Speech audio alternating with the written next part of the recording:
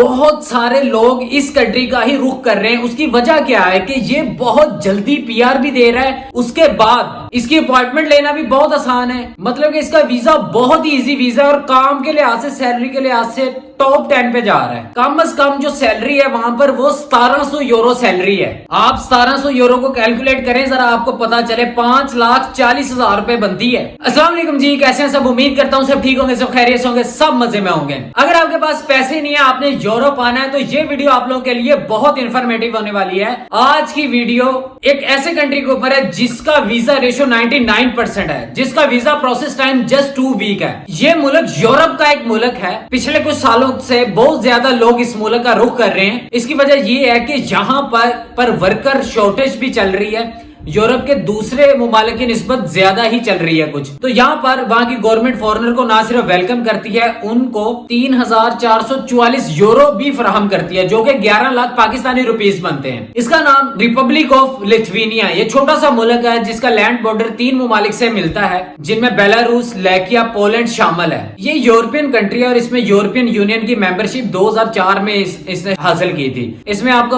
दूसरे यूरोप के ममालिक में जाने के लिए वीजा की जरूरत नहीं होती है। अगर आप इसके किसी पड़ोसी मुमालिक में विजिट के लिए जाते हैं तो आपको एक अच्छी अपॉर्चुनिटी मिल जाती है, आपको कोई अच्छी जॉब ऑफर आ जाती है, तो आप वहां पर इजीली सेटल हो सकते हैं। लिथुआनिया के कैपिटल की आबादी 5,44,000 है। लिथुआनिया की टोटल पॉपुलेशन 2.8 मिलियन है। तो लिथुआनिया की आबादी बढ़ने की बजाय कम हो रही है, इसलिए वहां पे वर्कर शॉर्टेज बहुत ज्यादा है। लिथुआनिया की गवर्नमेंट यहाँ पर आने वाले हाईली स्किल्ड वर्कर को वेलकम करती है। उसमें 3,444 यूरोज यानी कि 3,444 यूरो जो है वो आपको अलाउंस फराहम करती है। लिथुआनिया में जो कम से कम सैलरी है वो 1700 यूरो है, जो कि यहाँ की एवरेज सैलरी है। मिसाल के तौर पर अगर आप कारपेंटिंग का काम कर रहे हैं, प्लम्बरिंग का काम कर रहे हैं, अगर आप इलेक्ट्रीशियन हैं या ड्राइवर हैं, तो आपको कम से कम सैलरी जो है वो 1700 यूरो है, जो कि पाकिस्तानी 5,40,000 के करीब बनती है। सबसे अच्छी बात यह है कि गवर्नमेंट की तरफ से ये हिदायत है कि किसी भी वर्कर को इस सैलरी से कम सैलरी ना दी जाए। अब बात करता हूं उन शोबों की जिसमें लिथुआनिया में सबसे ज्यादा डिमांड है। डिस्क्रिप्शन के अंदर मैंने लिंक दे दिए हुए हैं इनकी ऑफिशियल वेबसाइट के,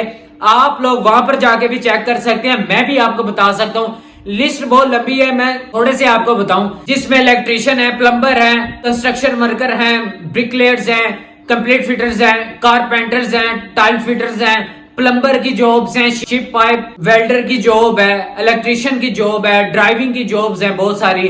उसके बाद हीटिंग सिस्टम इंस्टॉलर है, मशीन ऑपरेटर्स हैं, बिचर्स हैं, मीट कटर्स हैं, टेलर्स हैं, बार्बर्स हैं, शेफ हैं, उसके बाद कंप्यूटर साइंटिस्ट भी हैं। ये कुछ ऐसे शोबे थे जो मैंने आपको बताए हैं। आप इसकी पूरी लिस्ट को चेक कर सकते हैं, लिंक डिस्क्रिप्शन के अंदर मौजूद है। लिथुआनिया अप्लाई करने के 2 बड़े फायदे हैं। एक तो यहाँ का वीजा रेशो बहुत अच्छा है, 99% है। दूसरे नंबर पर यहाँ पर दुनिया के तमाम मुमालिक से लोग अप्लाई कर सकते हैं। आप पाकिस्तान से हैं, इंडिया से हैं, बांग्लादेश से हैं, नेपाल से हैं, श्रीलंका से हैं, फिलिपाइन से हैं, दुनिया के किसी भी कंट्री से आप लोग अप्लाई कर सकते हैं। यहाँ पर अप्लाई करने का जो तरीकाकार है वो क्या है, इसकी कौन सी ऐसी ऑफिशियल वेबसाइट है जहां पर जाके आप अप्लाई कर सकते हैं, कौन से ऐसे ऑथोराइज्ड रिक्रूटर्स हैं जिनको आप अप्रोच करके अपनी जॉब हासिल कर सकते हैं। लिथुआनिया में जॉब अप्लाई करने से पहले याद रखिएगा कि आपके पास वर्क रिलेटेड कोई ना कोई डिप्लोमा या कोई सर्टिफिकेट मौजूद होना चाहिए। दूसरे नंबर पर आपका एक्सपीरियंस बहुत मैटर करता है, तो कम से कम भी एक्सपीरियंस आपके पास 1 ईयर का होना चाहिए आपके काम के रिलेटेड। अब आपका अगला जो कदम है वो क्या है, आपने अपनी जॉब तलाश करनी है, अपने लिए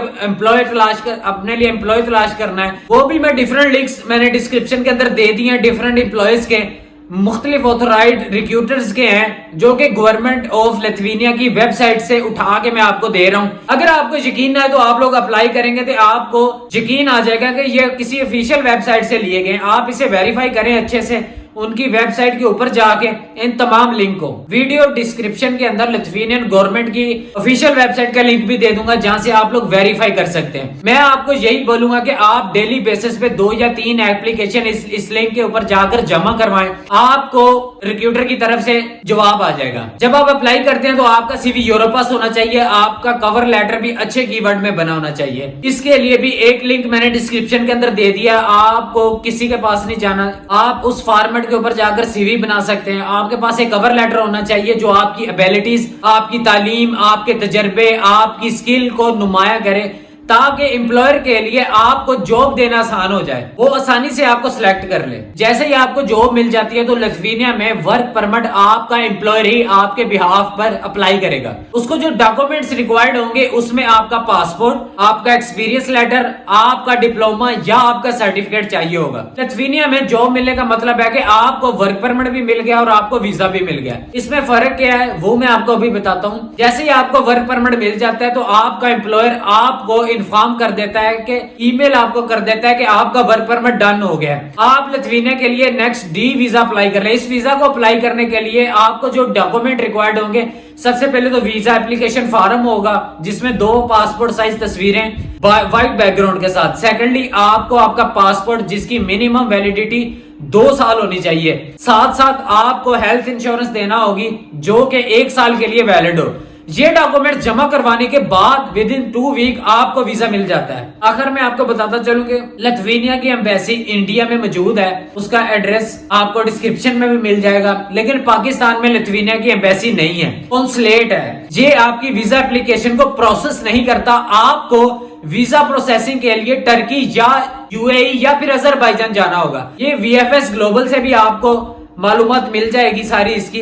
आप जाके पता कर लें एक बार क्या वो वीजा फाइल करते हैं या नहीं करते। मेरे पाकिस्तानियों, अगर आपको जॉब मिल चुकी है, आपको वर्क परमिट मिल गया है तो आप किसी भी मुल्क में जाके अप्लाई कर लें, आपको वीजा मिल जाएगा। इसमें रिफ्यूजल के चांसेस है ही नहीं। मैंने आपको बताया कि 99% सक्सेस रेट है कि इससे अच्छी अपॉर्चुनिटी यूरोप का कोई भी कंट्री आपको नहीं दे रहा, सिर्फ और सिर्फ लिथुआनिया दे रहा है। लिथुआनिया के ऊपर मैंने पहले भी 1-2 वीडियो बनाए हैं, बहुत सारे लोगों ने उसमें अप्लाई भी किया और मुझे उन्होंने इंस्टा के ऊपर आके थैंक्स भी बोला और डीएम भी किया। और बहुत सारे लोग, मैं आपको बताऊं कि बहुत सारे लोग नीचे आके जिनको अप्लाई करना नहीं पता, जिन बेचारों को ये नहीं पता कि वेबसाइट कौन सी होती है, उन्होंने देखना नहीं, पढ़ना नहीं, सोचना नहीं, ऐसे मुंह उठा के नीचे नेगेटिविटी ठोक देते हैं। बस ना बोलने की कोई तमीज है उनको, ना किसी चीज की। बहुत सारे लोगों को पता ही नहीं चलता कि जी नीचे वेबसाइट मौजूद है कि नहीं। और भाईजान आंखें खोल के जरा थोड़ा सा देखा करें। और आप लोग कमेंट छोड़ देते हो ऐसे जैसे पता नहीं मैं थोड़ा कोई बंदा मार देता। इतना दे काम ना करया करो। कमेंट करने तो पहले सोच लिया करो। एवी बेफजूल दा जेलसपना, नेगेटिविटी,